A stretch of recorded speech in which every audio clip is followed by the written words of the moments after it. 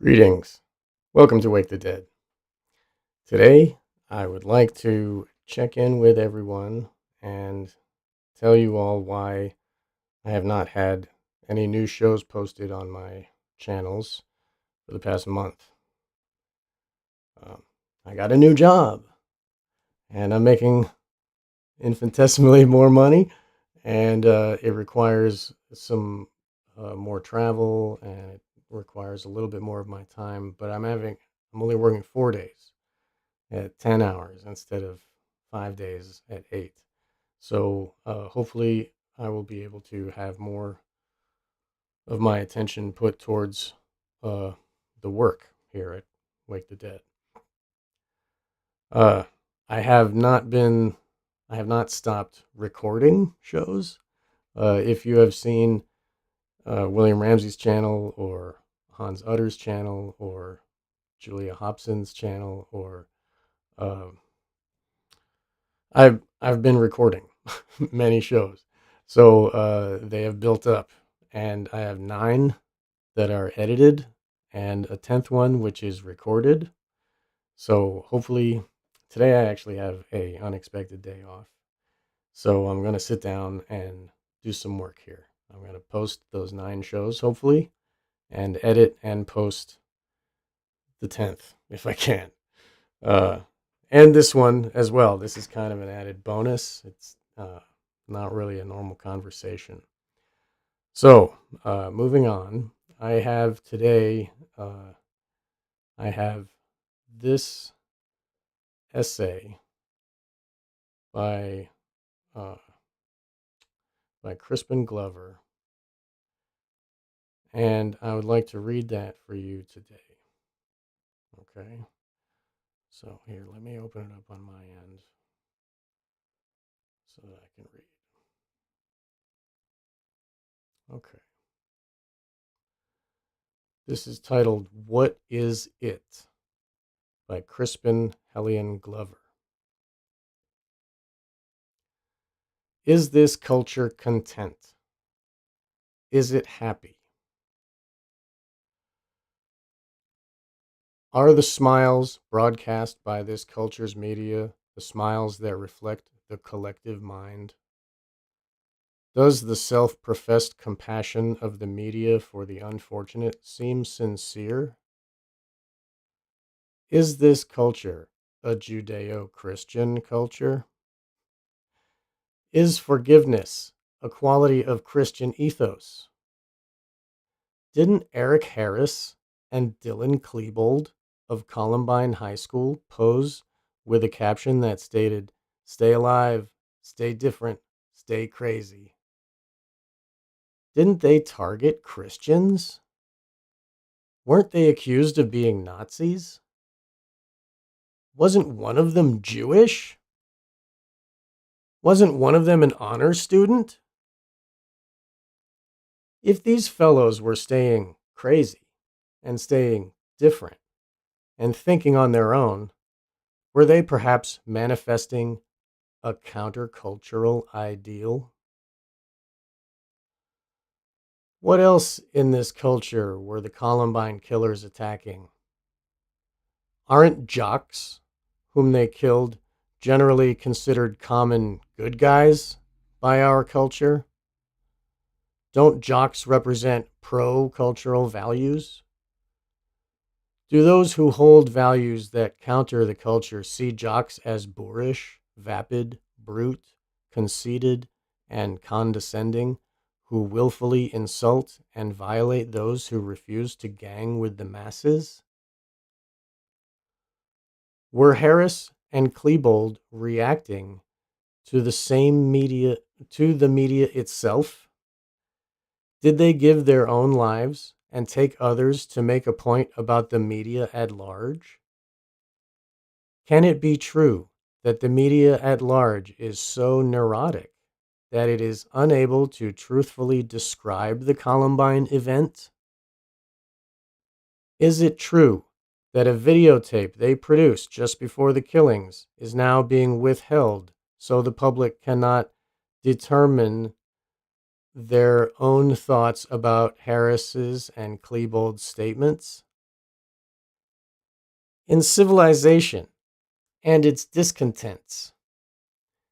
Did Sigmund Freud define a neurotic as an individual holding thoughts that clash with those held by the prevailing culture? An individual who subverts those clashing thoughts to the subconscious that later manifest in the form of anxiety and unnecessary behavior? If this is so, what does one consider a culture whose prevailing ideals or ideas express hypocrisy, sham, and double standard?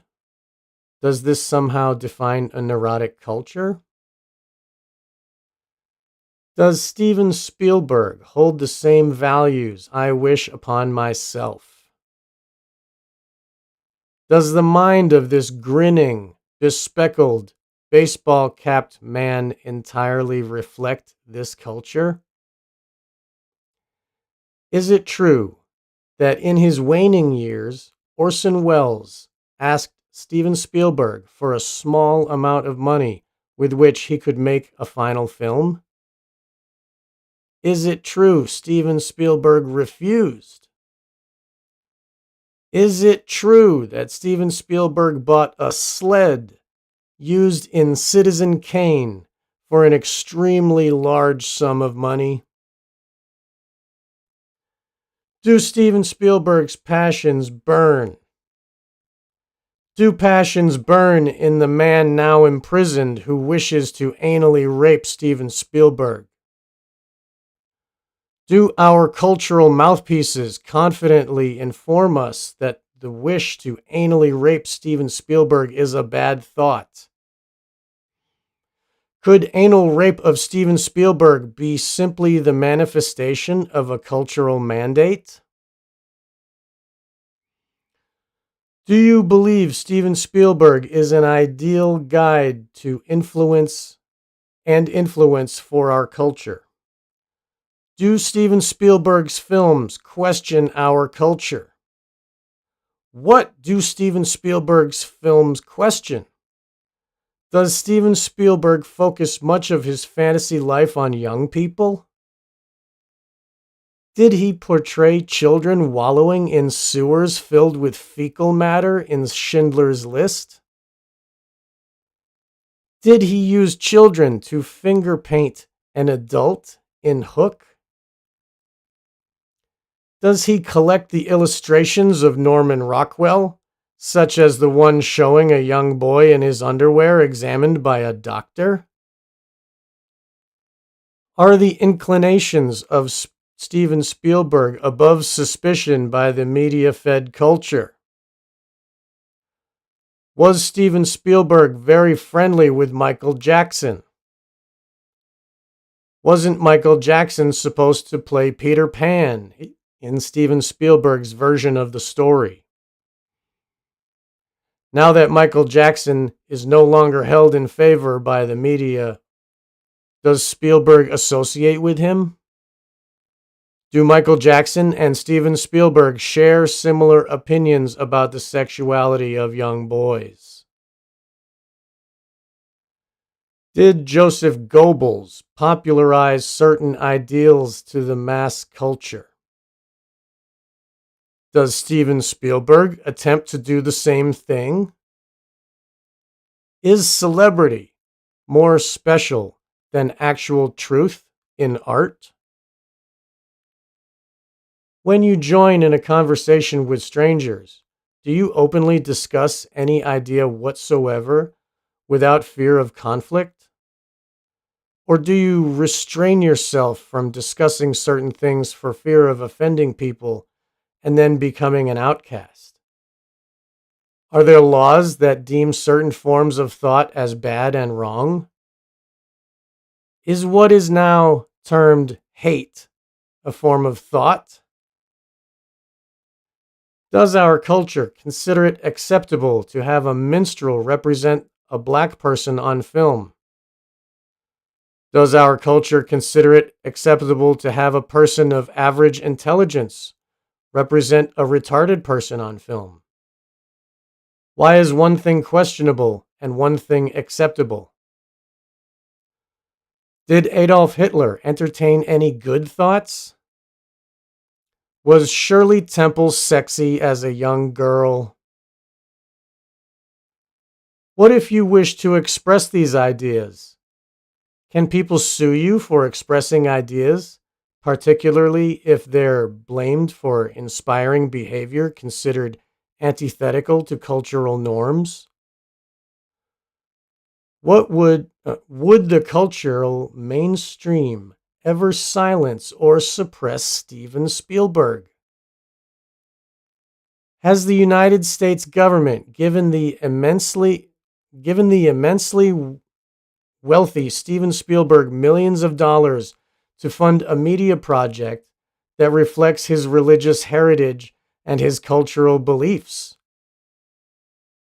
Does the Talmud speak of superiority of the Jews and the inferiority of other cultures and beliefs? Does Steven Spielberg reflect this religious imperative? Is Steven Spielberg neurotic? Is this belief hidden and suppressed?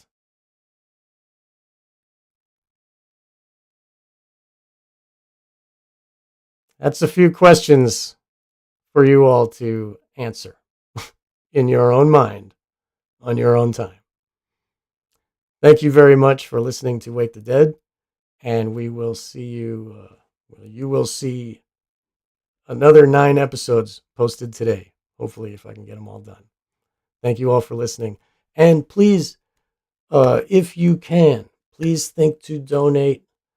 I transitioning to the new job has been kind of tough, and I work on a very thin thread of money, and it would be great if I could have a little bit of help for my family, please. And thank you. There is a donate button on onegreatworknetwork.com/Sean-McCann. Thank you already. If you are already thinking of doing so, I appreciate you. And thank you, listeners, for listening. And thank you for clicking after it's been a month of nothing. I appreciate you. And we will see you next time.